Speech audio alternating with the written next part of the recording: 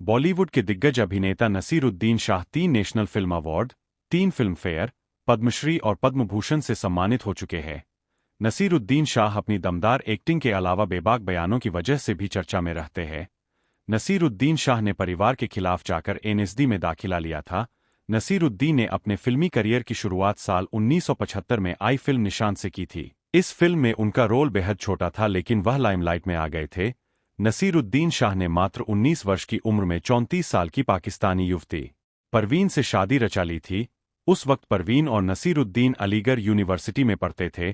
शादी के मात्र 10 महीने बाद ही उनकी पत्नी ने एक बेटी हिबा को जन्म दिया। हालांकि परवीन के साथ नसीरुद्दीन का रिश्ता ज्यादा समय तक नहीं चला। इसके बाद नसीरुद्दीन शाह ने रत्ना पाठक संग दूसरी शादी रचाई।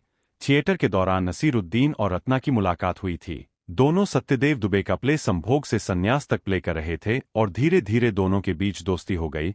हालांकि नसीरुद्दीन उस वक्त शादीशुदा थे, लेकिन उनके और उनकी पत्नी के बीच फासले भी आ गए थे और दोनों अलग अलग रहते थे।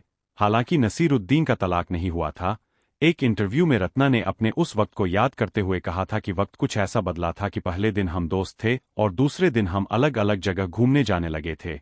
एक ओर नसीरुद्दीन जहां अपने पुराने रिश्ते से उबरने की कोशिश कर रहे थे, तो वहीं दूसरी ओर रत्ना इस काम में किसी दवा की तरह काम कर रही थीं। दोनों के धर्म अलग थे, लेकिन ये सब कभी भी उनके रिश्ते के बीच आड़े नहीं आया।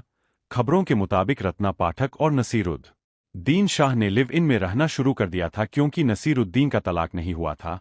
ऐसे में वो रत्ना से शादी भी नहीं कर पाए। हालांकि 1 अप्रैल 1982 को दोनों ने रत्ना की मां के घर पर शादी कर ली।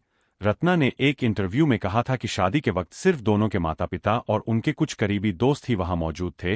रत्ना और नसीरुद्दीन के 2 बेटे हैं, इमाद शाह और विवान शाह। विवान भी एक अभिनेता है और वह फिल्मों और वेब सीरीज में नजर आ चुके हैं। दोस्तों, ये रही नसीरुद्दीन शाह की दिलचस्प लव स्टोरी।